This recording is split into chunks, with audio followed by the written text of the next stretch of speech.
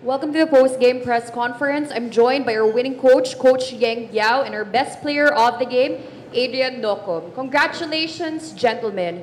Coach Yeng, you often refer to Junmar Fajardo as a problematic matchup dahil walang kayang makasolusyon kay Junmar. What opportunities did you capitalize on to successfully limit him to just 2 points in the first half? Well, biggest factor really is having a big import. There's really no local who can match up with him physically.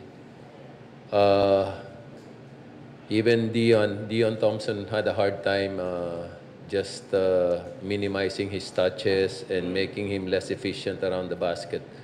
But I think that's the key. Yun ang susi talaga para talunin mo yung San Miguel. Kailangan mahirapan si Junmar. So Dion just did that, and he got into foul trouble because of it. But the rest of our other big guys, Bo, Keith, they tried to do their share, no, in trying to limit Junmar's touches. I think that's the key. Our defense was the key. 87 points lang sila for a really strong offensive team like San Miguel to limit them to, tama ba yun, 87 points? 93 points. It's really it's really the effort that we put out on defense. Kung walang malaking import, hindi kakayanin talaga. Hindi kaya ni Bo, hindi kaya ni Keith. Kailangan may scheme ka. Pag nag-scheme ka naman, na-open naman yung mga teammates niya. But sabi ko nga, it's still problematic, but it's a little less problematic if you have somebody who can match up with him.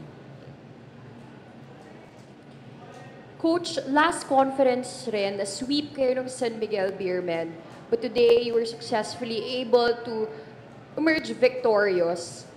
Ano sa tingin nyo, Coach, ang nangyari for you to be able to muster a 37-point fourth quarter output versus SMB's 21 points? Yun nga, pinaalala mo pa sa akin, masakit maalala yung na-sweep kami. Pero kahit papaano, nakabawi kami ngayon. Gusto na namin sanang kalimutan yun eh. No? Pero pinaalala mo pa, salamat na lang. Pero motivation sa amin yun eh. No? Motivation sa amin yun. Gusto namin makabalik kahit papaano. And yung 37-point fourth quarter is really the pace that we play. No? Medyo I keep pushing the boys. Our only chance against San Miguel is to play fast. Pagka nakipag half-court game ka sa kanila, wala kang chance manalo. No?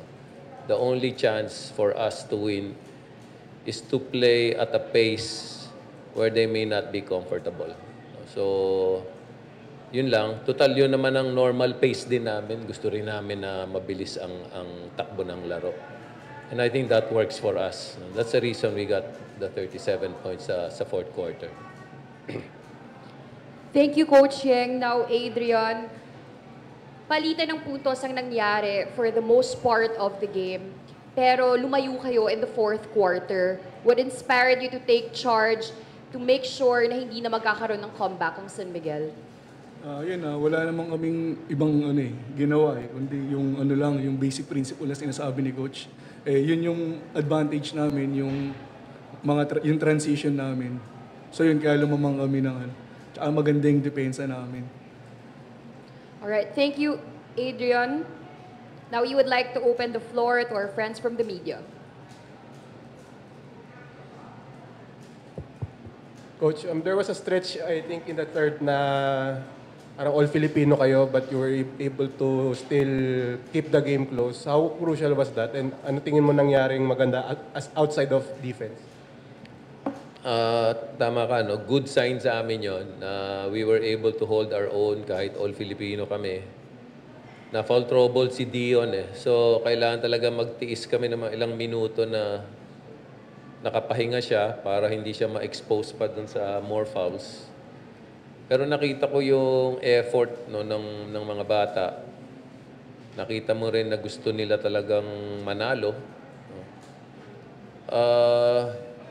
Nandun yung kahit nung panalo namin sa Eastern, you can see the desire. Mararamdaman mo na gusto nilang manalo talaga. So I'm really happy with our effort. Nakadalawang malalaking isda kami, no? Yung Eastern at saka yung SMB.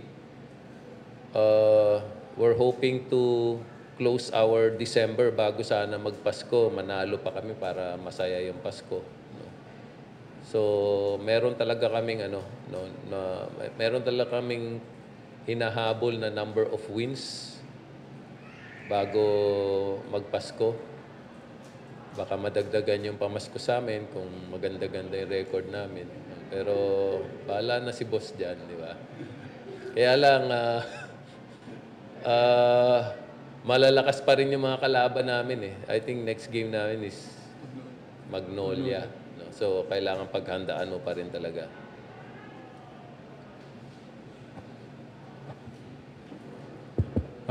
Adrian, question lang for you.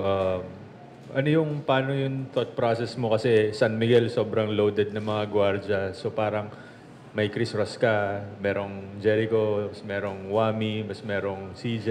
Kumbaga, palit ng palit yung high level na gwardiya na tumatao sa'yo eh. Pero you're holding your own. So ano naman sabi mo dun sa challenge na yun? Yung sa akin kasi, ang mindset ko palagi, basta umpisa ko muna sa sa depensa eh. So kahit sino naman yung nasa harap ko, basta yung depensa nandun.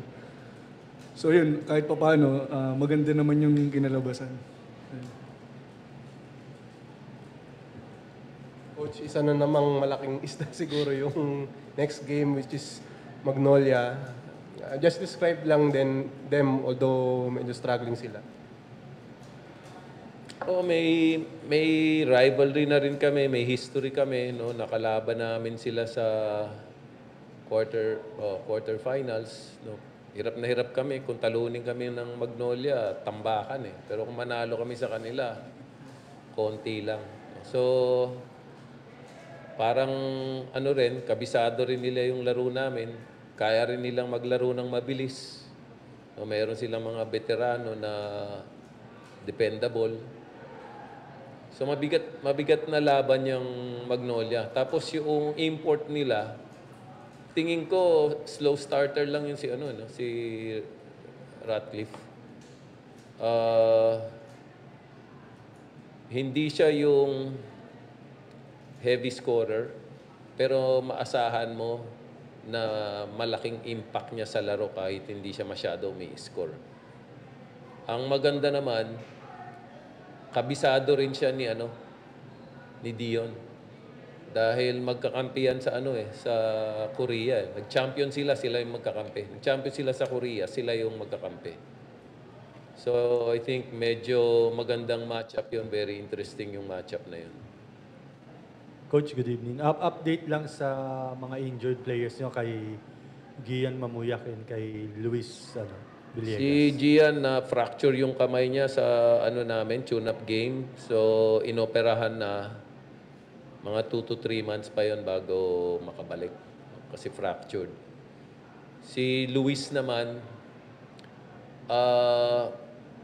nakapaglaro na siya last conference pero nag-problematic pa rin yung injury niya dahil hindi siya todo ng 100%. No? Parang bumabalik pa rin yung pain. So the suggestion of the doctor was to reconstruct. No? Parang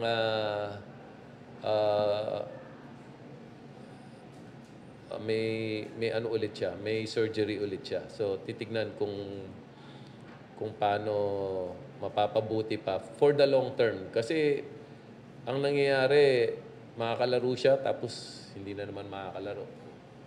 So parang for the long term, that's not the best option. Kaya nag-decide na kami na we will invest in time. No? Magtsatsaga kami kasi nakikita namin may potential talaga si Luis. So, tsaga na naman, hintay na naman pa after ng reconstruction nung tuhod niya. So, out siya for the rest of the season ba, Coach? Yes. Si Mamu for the rest of the conference. Si Mamu, baka makahabol. Sinusubukan namin ihabol kung aabot kami ng semis, playoffs, baka makahabol siya. No? Sana maka-playoffs kami para maihabol din namin siya. Lalo na kung finals. Lalo na kung finals, gagamitin talaga namin yun kahit nakakast yun. Gagamitin namin. Thank you, Coach. Sige. And that sums up our post-game press conference. Thank you and congratulations once again, gentlemen.